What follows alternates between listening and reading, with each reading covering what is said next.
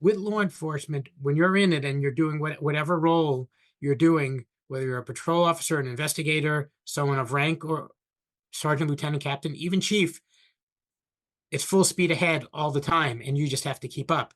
When you retire, it automatically stops. There is not a slow decline. There's not a deceleration process. And the harder the working officer you are in whatever rank, I feel that's where it's the most challenging. The nature of the profession does not allow for a deceleration and a time to just gradually enter that new chapter. You're just thrust into it, and there could be the challenges. You're listening to Precinct 444, a podcast network from the National Law Enforcement Museum. Today we're bringing you an episode from Lifeline, offering a holistic wellness approach focused on supporting American law enforcement, promoting resilience, safety, and survivability. I'm Matt Garcia, and welcome back to another special episode of Lifeline, part of the Precinct 444 podcast network at the National Law Enforcement Museum. Today, I'm joined by Dennis Nayor, retired chief of police from upstate New York. We'll be diving into a topic that's vital for every law enforcement profession, what the path to retirement looks like. Dennis will share insights on how the work you do on the job plays a critical role in preparing for life after the badge. And we'll look at how unprocessed trauma can impact officers after retirement. Whether you're early in your career or nearing retirement, this conversation is packed with valuable advice on making the most of your time in law enforcement and setting yourself up for success in the next chapter of life. So let's get started. Dennis, welcome to the show. Matt, thanks for having me. Great to be here. You've got quite an impressive career here. You began back in 1995 with the city of Oneonta PD.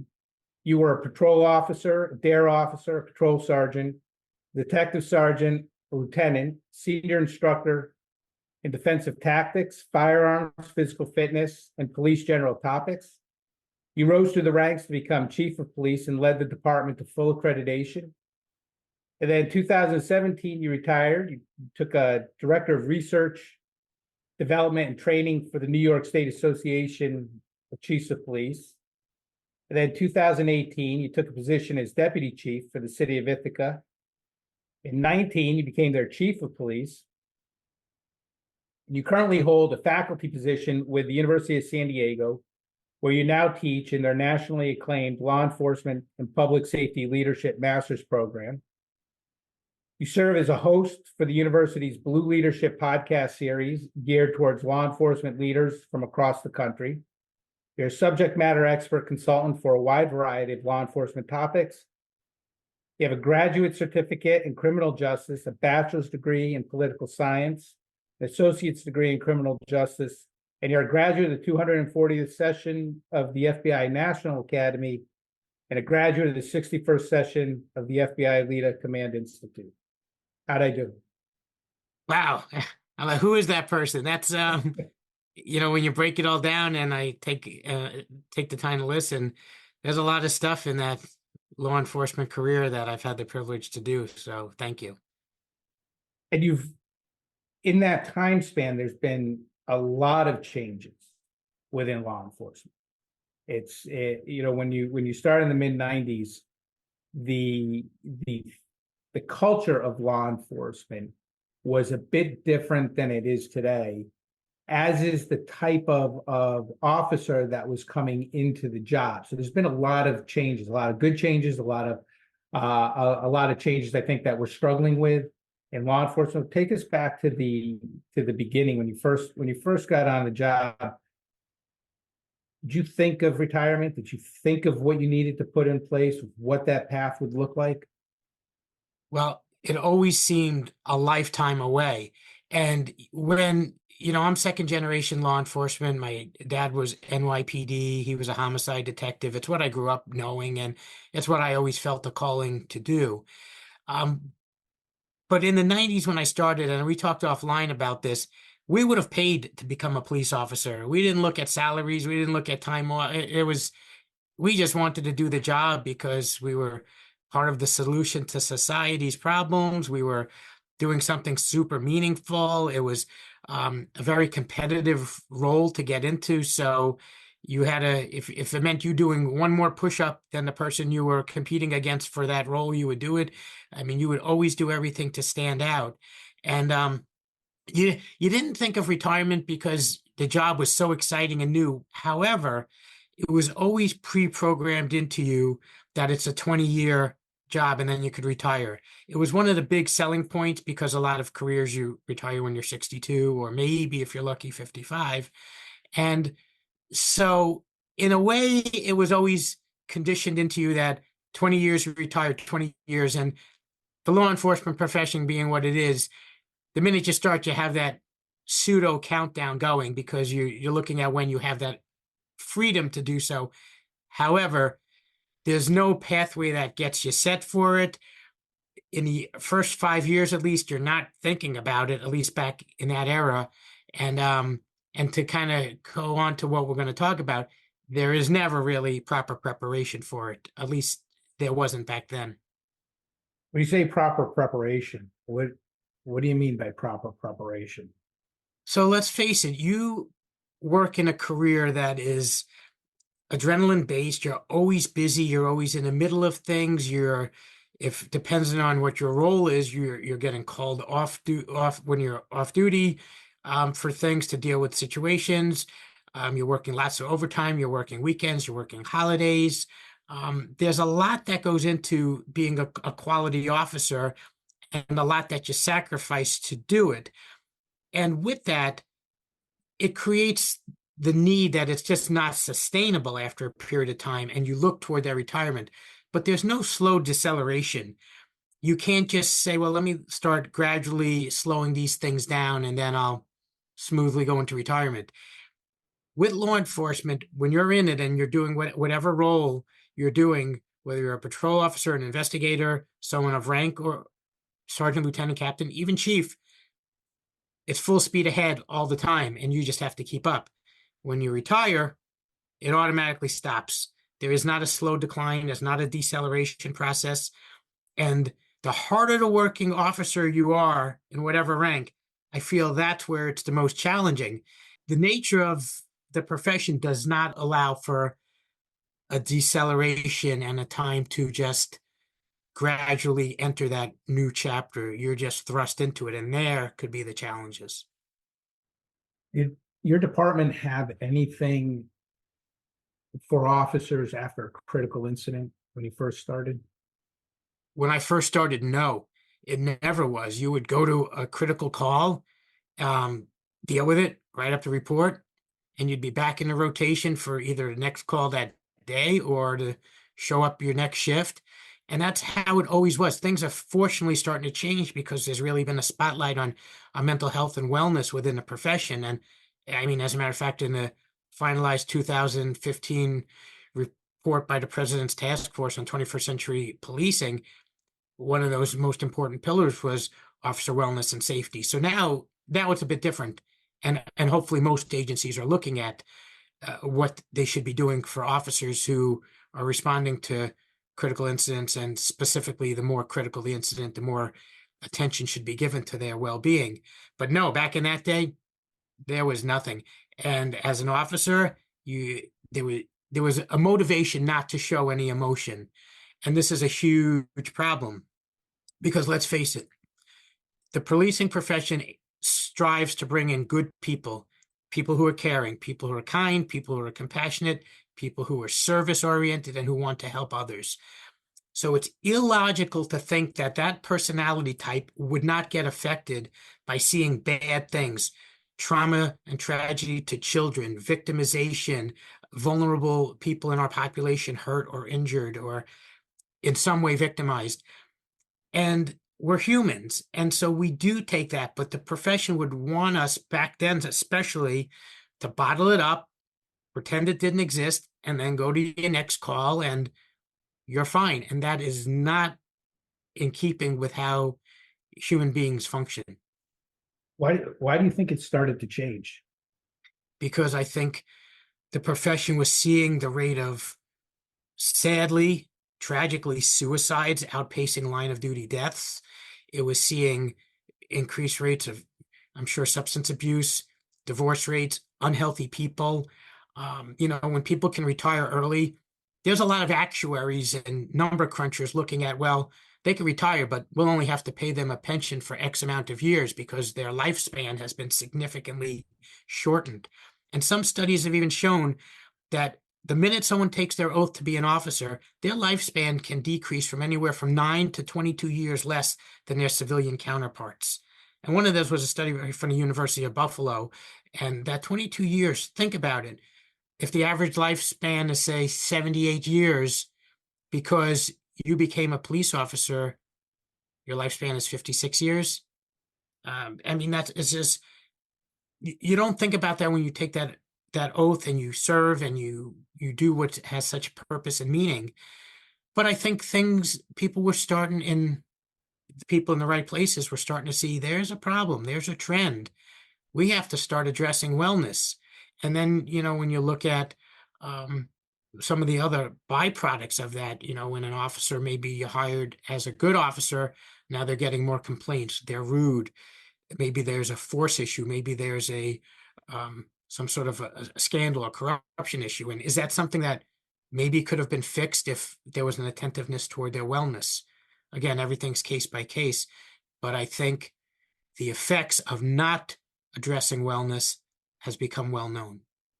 It's incredible that it did take so long to start shedding a light on the impact of the job over a period of time, because, and I'm sure with you, as with many officers from around the country, the process to get hired is a long process.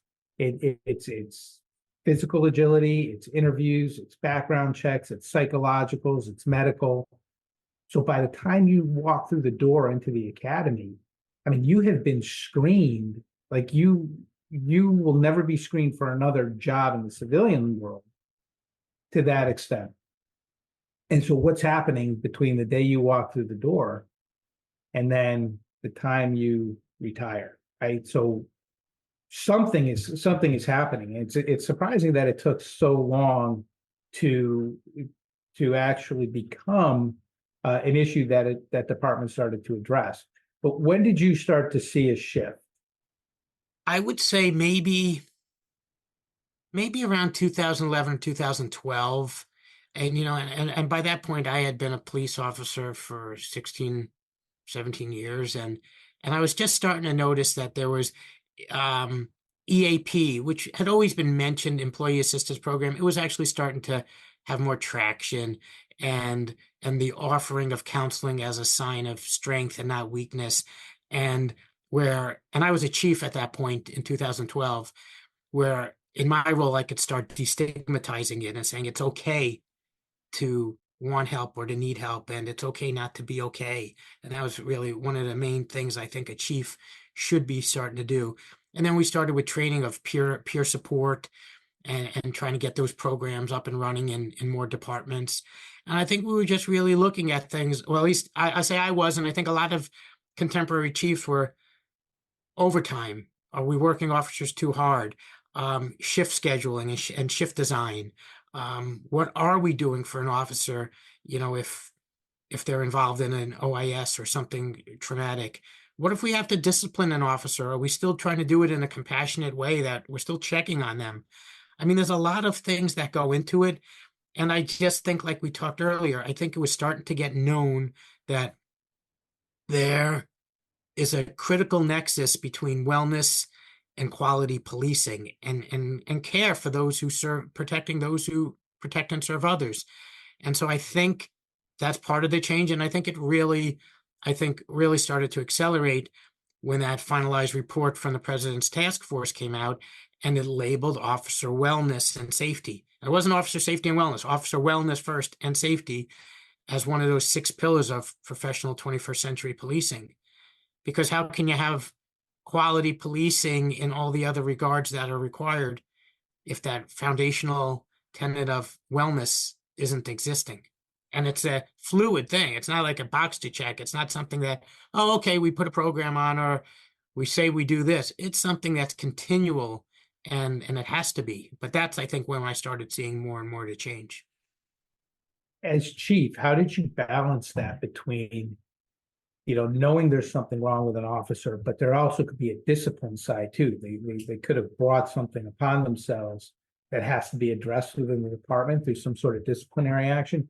But you also know on the other side that there's something going on with them. You've either worked with them or you knew that this wasn't their best face forward. How as a chief do you deal with that?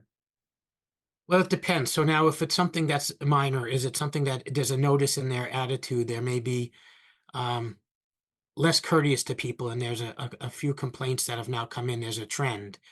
That's something. What's going on? Is there something? And hopefully their first line supervisor, the person that has the most contact with them, might notice something. And I would probably want to talk to them and say, what's going on with officer so-and-so? And try to address it from that point. And then if you can find something out, you can kind of merge that into the way the discipline is. Is it something that it's a more of a minor infraction that maybe you can get more of a corrective change by just proper counseling and maybe some retraining? Is it a matter of the heart or a matter of the mind? And we look at those things, and then you'd look at, okay, is this a one-time thing? Is it because they're going through a divorce? Their child is sick. Something has happened. And that would, at least in my mind, help me navigate how a discipline has to go. I think discipline always in a department has to be fair and equitable. It can't be one way for one person and a different for another person. And I think if a chief establishes that they know how they do it is fair, that they do it consistently, that they do it for the best functioning and operations of an agency, then I think that allows them to make adjustments where needed, that it's known that it's not preferential or favorable treatment, but it's based on the situation at hand that allows them to say, okay, you know what? Maybe it's not a matter of this person needing time off or some sort of a suspension. They need to be given some strong counseling and maybe some retraining, and maybe require them to go to counseling or something, to address whatever it is, and then follow up and check on them. Then there are times that, I'm a big supporter of addressing things early, because when you do, you might stop something from becoming much more serious. And some sergeants or supervisors think, oh, I'm going to let something go because I don't want to negatively impact an officer. But they're actually doing a disservice, because something that sometimes is addressed early could nip it in the bud and it's done. But if not, it might allow it to fester and grow and snowball. And then it might come to me as a chief, officer so-and-so just did something that's criminal in nature, or did something that's so egregious that even from a compassionate point of view, their career is now in serious jeopardy. And I've had everything that's run the gamut. And so I think early intervention is key. Having a compassionate mindset is key, being fair and consistent in the way you discipline, and understanding, you can have the best policies and plans.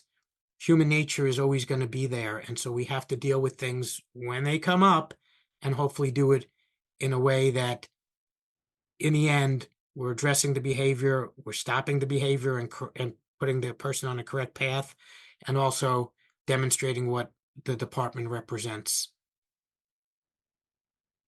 You bring up a good point. When I was one of the units that I oversaw, we would get officers coming in occasionally that had been they were going through some sort of potential discipline process, right? And it may be an early into an investigation, but they'd been pulled from the road and put into a soft unit.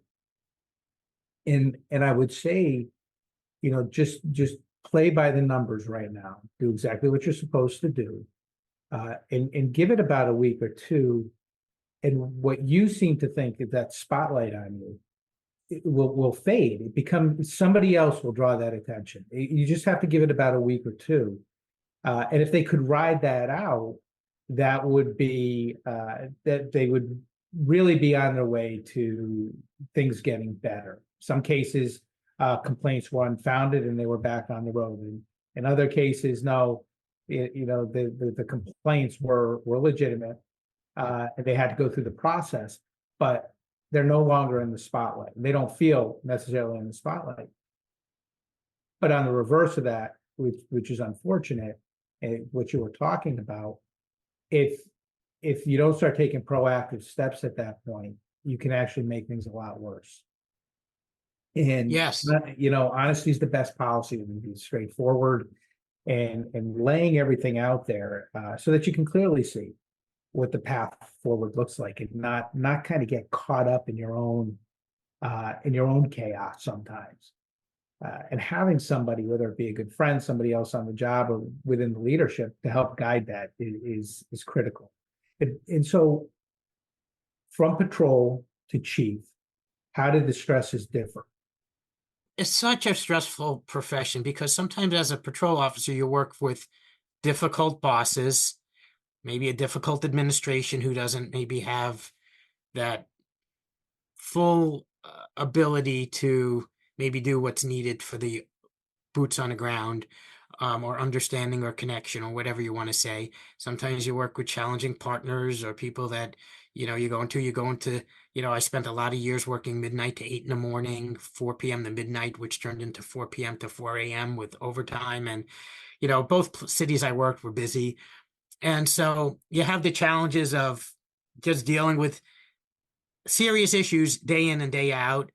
You're starting your day while the rest of the world is going to sleep, and the people that are up and about are generally under some sort of substance, or you're dealing with them because things are not good. And so it's stressful because you absorb it, and it affects your temperament, your sleep patterns are off, your family life, just things change, and it affects, they say you go into the profession to change the world, but you come out changed by the world. And it's really true. And I think we're going to talk about some of the things you can do to try to mitigate that. But now as you go up the ranks, so as a sergeant, probably the most important and sometimes the most challenging role, because now you're responsible for others. It's the first time, and you go from being a peer to a boss. And you have to be able to make that separation and understand now your allegiance is to doing what's right, to the mission, but to also keeping people accountable and to being accountable yourself. And the reason I say a sergeant is such an important role is because they are the bridge to the administration. As a police chief, I could create the best mission statement, the best policies, vision for the department, ideals. But if it's not carried out at the functional level, it all falls flat. The sergeants are the ones that are in the trenches with the officers, and they're the ones that make that happen. So as you go from a sergeant, that's stressful, and now you have to you don't have enough sway to make policy and be the true department leader, but you're a leader where it truly matters is at the granular level of calls for service. Then it changes as you're a lieutenant. Now you're more the boss of the bosses, and you're also trying to stay connected to the function of the job, the reality of the job, and hopefully you don't get too bogged down by the administrative portions, but that happens. Then it multiplies when you become a captain. And then when you become, some agencies may have majors or whatever, but when you become a chief, now you are what you say and how you create policies and all these things you do affects everyone. It affects the community you serve. It affects the officers that serve that community. You're dealing with competing interests. You're dealing with politics sometimes. You're dealing with personalities. And you're dealing with ever-changing dynamics in the policing profession. So as a chief, I think there's a few things. It's stressful because the nature of it, every time something comes to you, it's a problem. Because if it wasn't, it would have been addressed at an earlier level within the department. So it's a 24/7 operation. You're on a treadmill. You're not setting the speed. Someone's putting it at full speed, and you better just keep running. And that's it all the time, every day, at least if you're a chief who truly cares, and most are. And so the challenge is you have to know your stuff. You have to hopefully have come up through the ranks so that you have respect and that you're not asking people to do things you haven't done or don't understand how to do. You also have to be someone who can be approachable, who is visible, because you don't want an absentee leader. You don't want someone in a role that's never there. You don't want to micromanage, but so you have to balance all these things. You want to make it that the officers know, okay, you're there, but that you're not in a position where you're looking over everything they do and not giving them the autonomy to do their job in their particular roles. So it's stressful because there's a lot to balance. And the reality is that if you're the chief in the department, no one else knows that role because they're not the chief. You know all their roles, so they don't always understand what you're doing or why you're doing that, even though it may be what's best interest for the community, public safety, and the department as a whole, or it's something that is coming down from your city manager or mayor, and it's not something that you necessarily fully agree with, but it may be something that's has to be done based on what the CEOs of your particular municipality want. And as long as it's not unethical or immoral or illegal or anything, it's okay. Well, they want enforcement of parking now on Main Street, and now the business owners are upset or someone. Well, that's the call. So you have to be the bearer of unpleasant news sometimes. And it's just a random benign example. So to answer your question, every level has stress. And even if you're a support staff, that's stressful because you're trying to do the job to keep all those I just discussed functioning in their roles. If you're an emergency dispatcher, you're taking all those volatile calls in real time and dealing with the stresses of that. It's never ending, really. I mean, so that's kind of like, that's probably the most condensed way I can describe how it's stressful. You retired in 2017? The first time. So I had 21 and a half years. I had been the chief for 5 years, come up through the ranks. And I thought, okay, you know what? Time for another opportunity presented. I had done everything that I ever set out to do and much more. We as a team accomplished some great things in our department. We were accredited. We had all new equipment. We did lots of infrastructure changes, respect within the community. It was a great time because it's hard to sometimes retire on top, and I wanted that. Went into another. How'd you feel the transition was? I missed it. I missed it quickly, and it was because of what I said. There's no slow deceleration. You're in something that just is tiring when done correctly, lacks a sustainability. You're dealing with issues all the time in maintaining public safety isn't a once in a while thing. You always have to keep your foot on the accelerator to keep your community safe and deal with everything that comes up. So I really missed it. And I saw my new role with the State Chiefs Association as a way to better police agencies throughout the state. And there was 500 something agencies, and I can now put some of what I found work really well in our small city throughout the state. But I missed it. An opportunity came up where in a bigger city, the chief was going to be retiring. They wanted a deputy chief with the ultimate goal of assuming the role of chief in less than a year. My reputation was very, very good, and my name came up, and long story short, there I went. Within a year, I was the chief. And there I was dealing with some major issues, some serious violent crime issues. We were doing it in the time of COVID, where we were writing the playbook because there was no playbook for it, dealing with months and months of civil unrest. Again, some serious violent crimes, a fatal officer involved shooting, staffing and decreases in defunding, huge issues that every time I turned around, there was one bigger than the next. Some internal matters. And my goal then was I am going to get us through all that. I'm going to get us to smooth waters. And once I can do that and stabilize the ship, then I think it's time to retire. And so I did that. And in May of 2021, when we got everything stabilized, got through the worst of times, got through the unrest, got through COVID, got through our internal challenges, I said, this is a time now for me to look at another role and the opportunity to teach. I had earned my master's degree. The program that I earned it through, which was nationally acclaimed, liked what I was doing in the professional world. They liked me from the academic point of view and offered me a role. And I said, I think this would be a nice transition. So in 2021, I went on to that, and I've been retired from active service since then. Anything you would have done differently while you were on the job to prepare you? Um, I've considered that a lot, but it wouldn't have been in keeping with me. Like my goal was always to do the best I could do to provide quality policing and public safety. And that just really took a lot out of me. And it was not something that I can just pace myself slower. Because if I could do things at a slower pace, I could have probably done more years.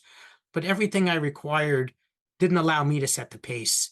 It was to address things in real time. It was to deal with the issues that were presented to me that I didn't create, but they came to my door and I was not going to ignore them. The times I policed in were difficult. Some of the things I inherited were challenging. Um, I would love to do the career forever because I love the purpose, the meaning, the pride, but it just takes so much, and it uh, it doesn't allow the ability, I think, like I said, to just pace yourself and look at it as like a marathon and just, you know, go through it so that you can take your time off when you want to take time off, do your own thing and not be so locked into every emergency that comes up. But in the roles I had and in the times I was doing it, that ability didn't exist. And even interestingly, there was a time when I was in Ithaca, my second agency, and I just needed a day off. I hadn't had a day off in like 3 weeks. It was nonstop unrest and violent situations that were occurring. And just, I said, I need one day. I couldn't even get that one day off without being tracked down by the um, local city government for another emergency. And that was how it was. And, as a chief, you just have to keep up with the pace. And I sprinted my marathon, let's just say. So, if I could have done things differently, it would have been to be able to have a slower pace. But like I said, that's not something I could control.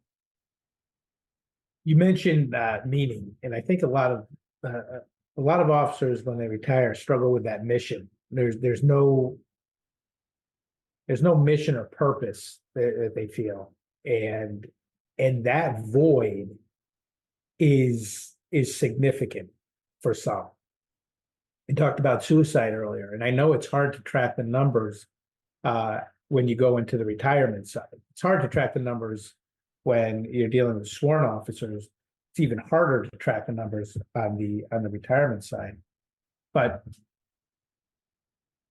what can you do to find a sense of purpose after the job? I think it's while you're on the job, you have to realize it's going to come to an end at some point, hopefully on your own choosing. And what I would say, and I always did this, but I still struggled with that change because when you care that much and you do something so important, you just can't turn it off and say, well, I'm retired. I don't care. I mean, it's just not consistent with how you are as a person. But what you can do is have outside interests. Know that, make sure you have your good support network in place with family and friends. Do things and think about things you can do after you retire. Get your education so you have more opportunities that can present themselves. Just what I think is, it's like you don't want to fix a leaking roof when it's raining or the storm is there. You want to do that well in advance when the weather is dry and sunny. And I think that's how it is with law enforcement, is to really realize what it's going to be like. And you're not going to know. No one will know until they get there. They can assume. Some people will love it. Some people won't miss it at all. They'll miss the people maybe, and that's it.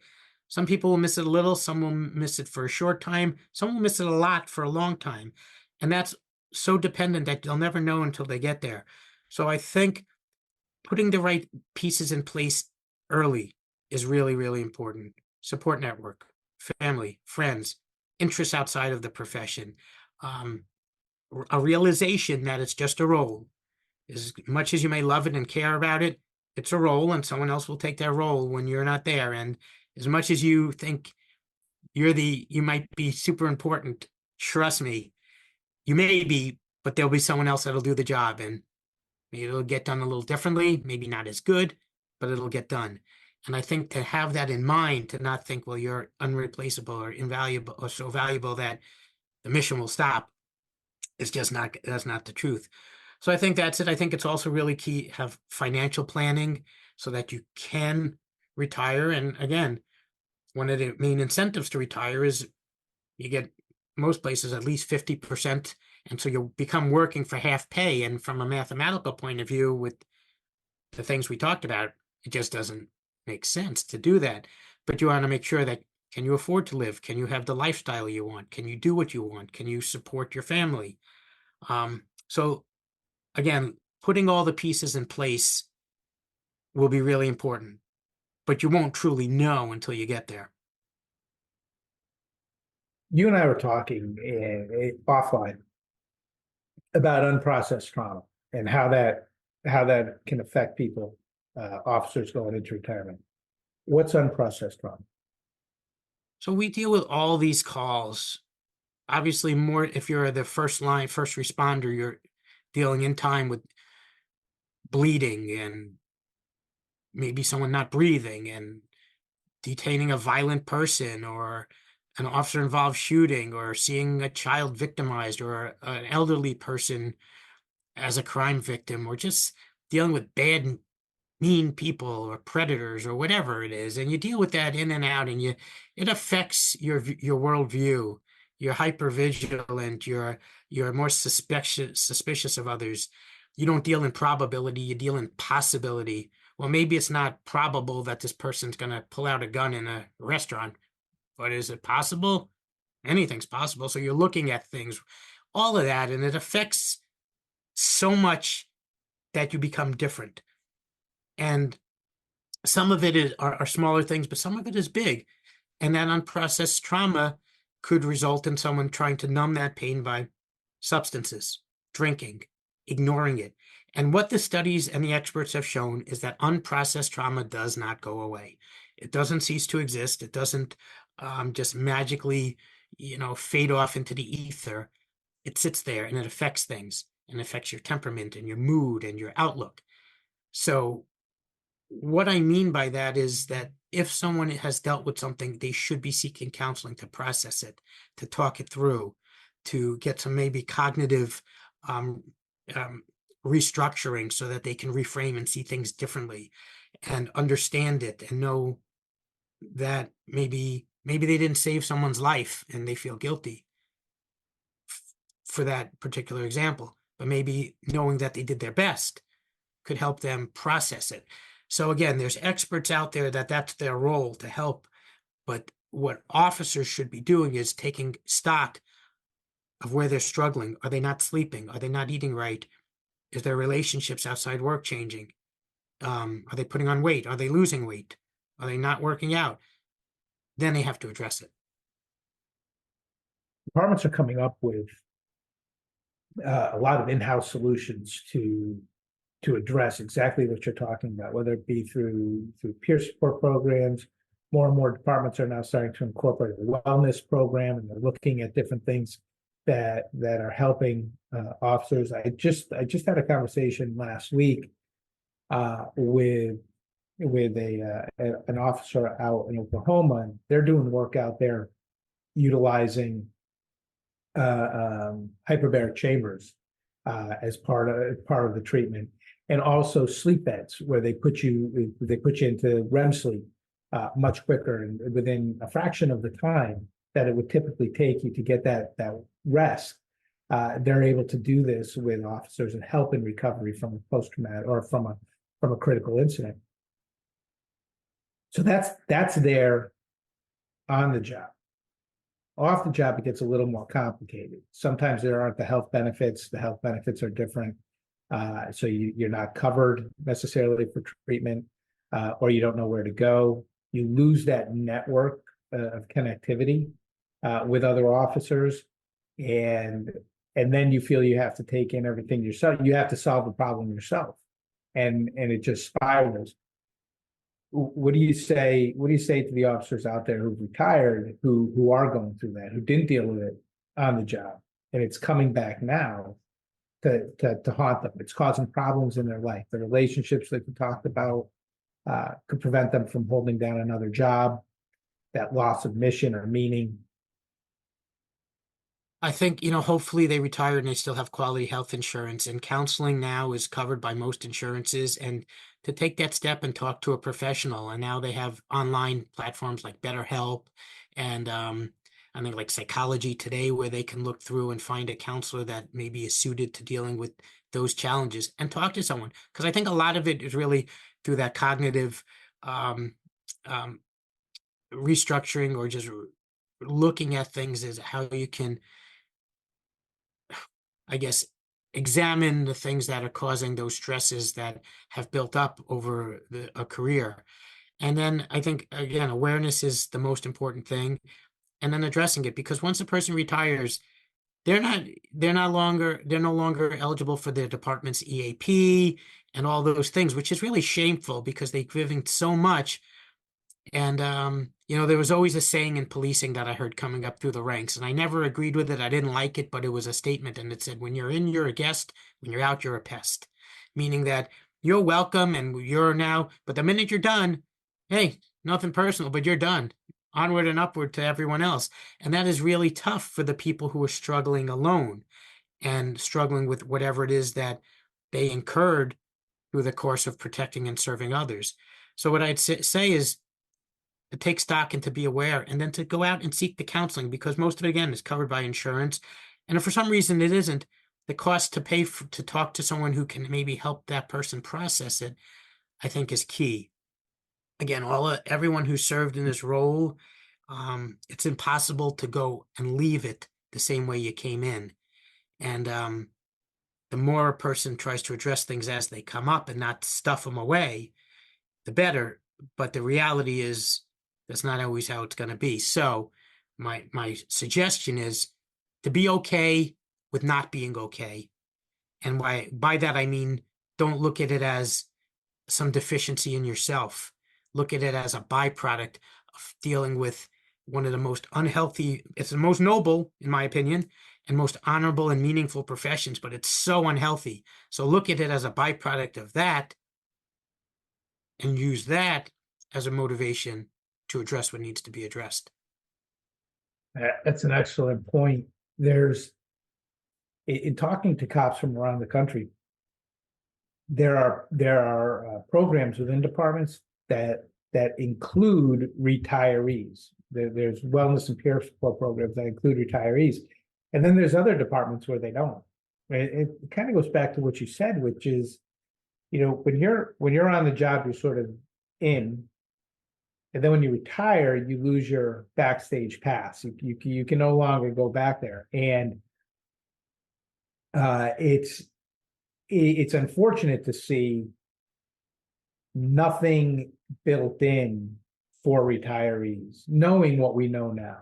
So the departments, and I give credit to the departments that are, they have the foresight to include something in. And it's also, I think, it provides a safety net, because retirement is hard. We all thought that the grass is going to be greener on the other side. And in some cases it is, but stepping into retirement is not like going on a vacation for the next 20 years. I mean, it comes with its own trials and tribulations, if you will, and not adequately preparing for that. You talk about going like 100 miles an hour right up until the finish line, and then boom, you stop suddenly. There are those that, they go that fast right up to retirement, and then the next day you wake up and there's nothing. Whether you might have some interim period between that and another job, you may not have anything lined up, or you may be jumping into another police department, into another police department, into another role within law enforcement. But to go at that pace and then suddenly stop comes with its own, sort of its own consequences, if you will, and not seeing things in place to prep people for retirement and what to expect. I think a lot of people get caught off guard, if you will. It's not what they expected initially. I agree. And there's a couple things on that. A lot of it doesn't like there's some, I'm sure, progressive and contemporary police chiefs out there who are looking for the best ways to take care of their officers, not just the active, but those who retire. And they're limited because some of what they want to do probably requires the human resource department to be on board and city council because it requires funding and financing. And that's where they could, hit a barrier. But if they can get maybe buy-in from the union or the police officers association who can help push whatever that effort is, I think that can go a long way. And you are correct. It is the true definition of a dilemma because the profession itself is not sustainable in so many ways. You stay on too long and it's just your health deteriorates and you can't pick and choose. Well, I'll just do this part, but not that part. You're either all in or you're all out. And so sometimes it's just a person knows for themselves when it's time to retire. But like you said, then you're all out. And that is just something that is baked into the profession that you don't know till you get there. And it is a challenge, I think, for everyone in different ways. And, hopefully the ways to deal with it become healthy ways. And there is a lot more out there in this world than dealing with everyone's troubles and everyone's emergency all the time, every day. And that's what really inspires people to want to leave. It's not their desire not to help people because they're servants. They're service oriented and servant leaders and people that care. And so there are other ways. So it becomes, how do you find those other ways that provide that meaning? And again, it's hard because law enforcement gives you that front row seat and all access to things that are just in every way meaningful. There's sometimes a lot of humor in things. There's sometimes this camaraderie that you can't get in other places, and that's or is hard to duplicate, I'll say. And but it's definitely a dilemma because when it's time to go, it's time to go. And even if someone stays on an extra 5 years, that time's still going to come. They're not going to escape that change. So it just becomes, how do you manage it? You were in teaching and instructing positions early on in your career, and that followed you through your career. And as you rose through the ranks in leadership positions, you still maintain that sort of instructor, that teacher, mentor role. You now teach for the University of San Diego. What's that like? It's really cool because my office is wherever my Wi-Fi and laptop are. And so the University of San Diego, it's a brick and mortar in San Diego, California, and it's a university that's nationally recognized. The academic director, Dr. Eric Fritzvold, came up back, I think, in 2014 or 15 with the concept of this program, forward-facing law enforcement leadership program at the master's level for law enforcement leaders across the country to be able to examine and delve into contemporary issues and important things that will make you a better leader. And when I saw that program, I was like, this is the master's program I want to be in. And I did it while I was a chief in Ithaca. And teaching it now is great because I have people in my class from sometimes the FBI, the LAPD, NYPD, some town in the Midwest. It doesn't matter. They're from all over the country. They're law enforcement leaders. I have people in there at the rank of officer, and I have people in there at the rank of chief, everything in between. And it's amazing because we make the course come alive because we have discussion boards where there'll be a prompt and they'll have to respond to the prompt substantively.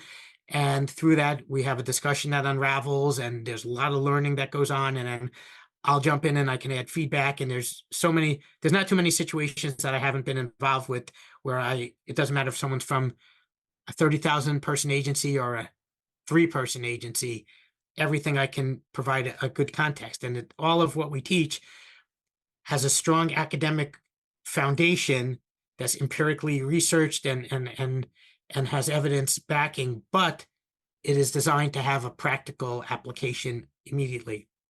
So like right now, I'm teaching a course in organizational leadership. And, we're looking at, the types of leaders and officers or people in my students in the class are examining different leadership styles and looking at, different management styles and the difference and absentee leaders and participatory leadership. And I mean, it's just all these things. And if I teach a contemporary issues course, we'll be covering everything from recruitment and retention to officer wellness to the newest technologies that are out there. If I teach a public safety law or very similar, like a constitutional law course, we're looking at the use of drone technology and the requirements for that. We're looking at Supreme Court cases that control what officers can do. How do you address homelessness without giving an alternative, before making an arrest? And you look at Supreme Court cases that determine how you deal with that. So it runs the gamut. One of the courses I teach the most frequently and really enjoy is conflict resolution.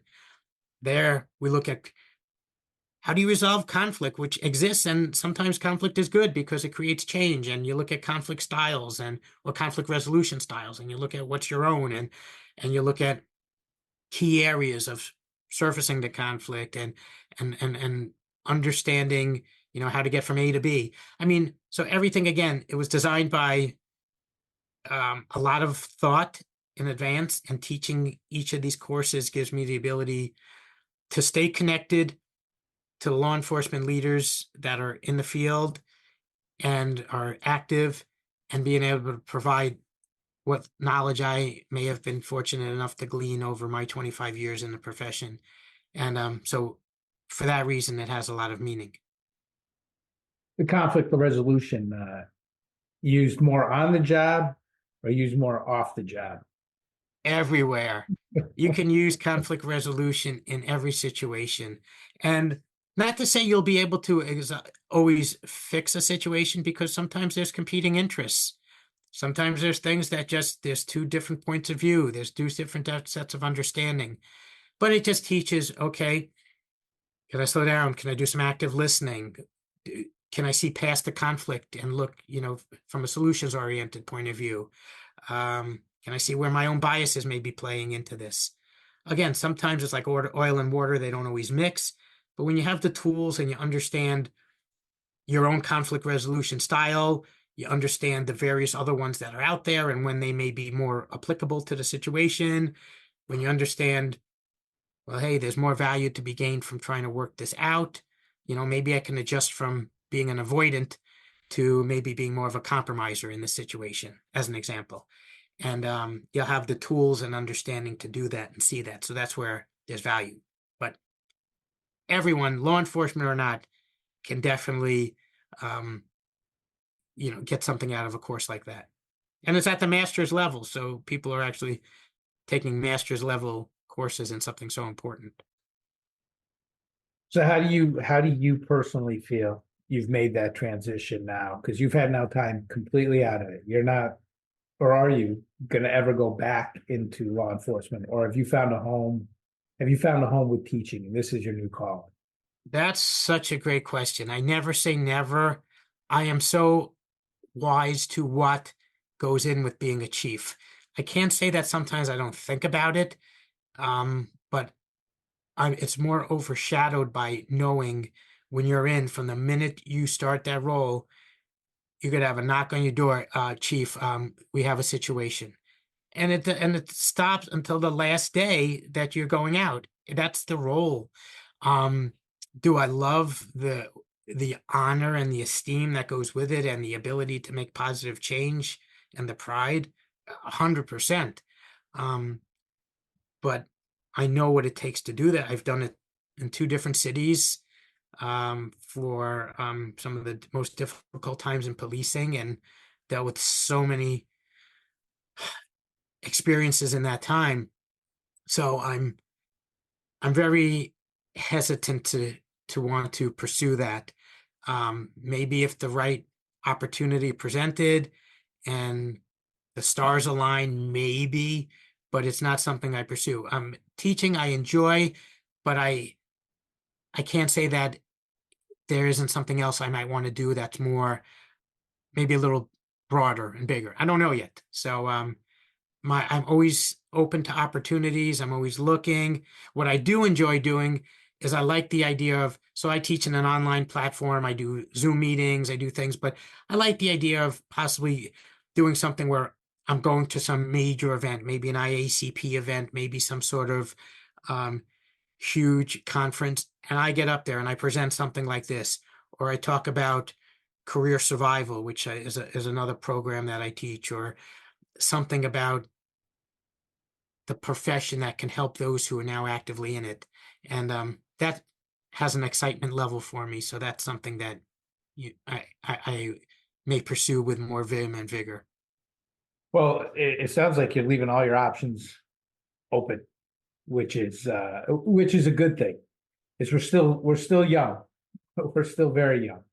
Yeah, it's funny, we look at you, it's all perspective. If I would look at the age I'm 51, when I started, I'd be like, oh my God, boy, that person there, they're so old. And now you look at it, your experience, you've done a lot, you've seen a lot, but there's still a lot you can do. So yes, thank you. I like hearing that word youth now. Yeah, it's not one that gets floated around too much. Not in this household. I've got two in college, and I still have a teenage son at home, and he likes to challenge a lot. Good kid, but he wants to try to take from the big man, as it says.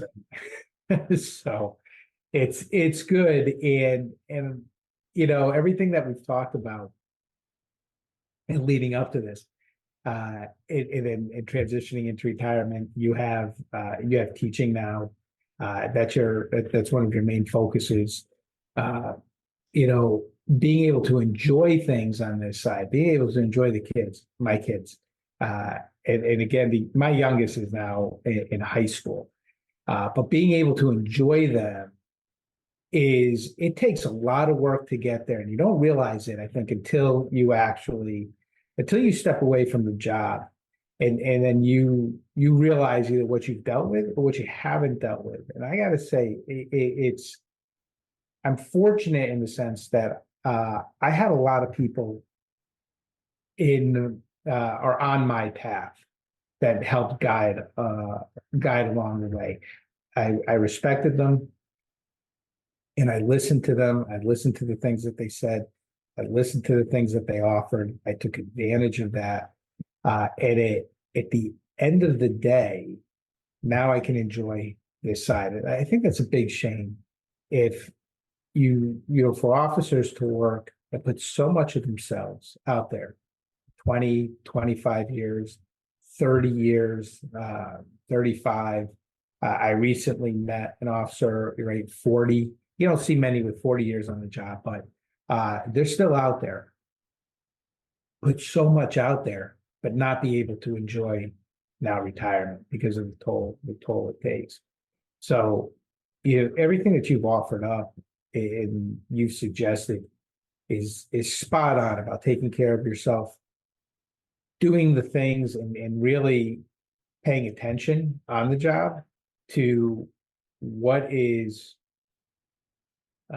impacting you, and having the foresight how that's going to affect you afterwards if you don't address it. Now, you made a comment earlier, it doesn't go away. And so knowing that, I think it's all the more important that officers really pay true attention to themselves as they go through the career, and have that ability to have that honest conversation with yourself when things aren't going right. What do I need to do to correct the ship, right? To right the ship. And let's even add one more thing. It might not be going right after the 8-year mark. And you're going to now spend another 10, 12, 17 years in a profession that it might be time to say, you know what, it's time to switch now, because the profession says, well, you could retire like in New York State after 20, some places 25, some at 55, but it is too much at stake to say, well, I'll just keep going if it's truly affecting you. Because again, you're not going to find much more people that have more of a respect and honor and vision of what policing is and should be and could be when done correctly, and the importance of it in society. But at the same time, I know firsthand it's not healthy. It takes a lot. And sometimes it's just not right for everyone. And maybe it starts right, but things change and they deal with one too many critical incidents that now they have to do something else. And I'll just say from a hiring standpoint, you mentioned earlier psychological. That's huge. One of the things we look for as the most important is suitability for this role. And if I interviewed someone and they got to me at a chief's interview level and really liked them and everything they did presented well, but a psychologist review came back as they weren't suitable, it ended there. Because I knew if they weren't suitable to start, it would only get worse. And it didn't mean that they weren't good people. It's just that they may not have had the temperament, the resilience, the critical thinking, whatever skills that the psychology component looks to uncover. If they weren't there, I didn't bring them on because it would be a disservice to them, their families, the department, everyone. So what you said is not just getting to retirement as you get more and more burnt out. It's sometimes evaluating and thinking, this career isn't what I thought it would be. And it's okay to realize that and say, maybe I need to do something else. And there's lots and lots of things out there, and it's up for each person to figure out what that may be if that situation exists. To that point, I think you are seeing more of that now with the culture in law enforcement than you would have 25, 30 years ago. 25, 30 years ago, when you got on the job, you were in it to win it. You were there all the way to the end. You weren't leaving. Go ahead. 100% true. But one of the problems with that was you had people on there that completely should have left years and years ago, but they just stayed there. They weren't moved along. And what that did was you had now people who were so far removed from being an asset to the department, but well, they're going to stay until their time to retire comes. So now it's good that if someone is noticing that there isn't such a pressure that, well, they can't leave. So that's just something that I think is a little bit positive on that end. It is especially with I think the younger officers coming in now. If it's not a good fit, they're more willing to walk away from it as opposed to stay in it. How many roll calls were you in when you were younger, where after you get the briefing of the day, everybody starts to gripe about stuff, and there's some people, it's this same complaint, and it goes on for years, and you have to ask yourself, then why stay? If it's not for you, you're doing a disservice to yourself. Yeah, and I will say the law enforcement profession, I don't know why, it does breed complaining. I think because there's a lot of negative involved in it, so it becomes easy. And then some people are more prone to it than others. And I always use an analogy. Some people you can give a brick of gold and they would complain about the weight they have to carry. Another person you can just say good morning to and you've made their day. So there's a continuum on that with how a person is. But it's really something that I feel is part of the culture, but part of something to recognize that if it's not a healthy part and it's continual negative, then that person should do some deep introspection. So Sam, I know we have gone well over our time. It's been a pleasure talking with you, Dennis. And I'm so glad that you agreed to jump on and be with us today. Also talking about your program over at the University of San Diego, as well as your own podcast that you do on a regular basis. If anybody wants to get in touch with you, or anybody wants to follow up with you, best way to get in touch with you. Sure. If someone wants me to come out, talk to their department, do a presentation, cover some of these things, they email me at my San Diego email address because I check that daily. It's dnayor, D like David, N like Nora, AYOR at sandiego.edu. And send me an email and let me know. And I could also talk to them about the program, the master's program, if they have some interest in that. the podcast that I do for San Diego, it's Blue Leadership. So they can go to YouTube, just search University of San Diego Blue Leadership. And I'm about to do my 39th one. So they've been rolling along nicely and we cover a lot of topics. But yeah, send me an email, dnayor@sandiego.edu, and I'd love to be able to help in any way I can. Thank you again so much for being with us today. And for all those who are listening with us, we thank you for tuning in and hope that you walk away with something valuable from today that you can carry with you, especially those of you who may be right at that middle mark within your career, knowing that you need to put things in place that are going to be relevant as you get closer to the end.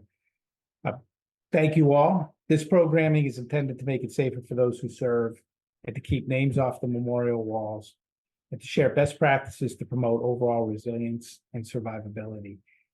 And I think you did that, Dennis. So thank you for being here with us today.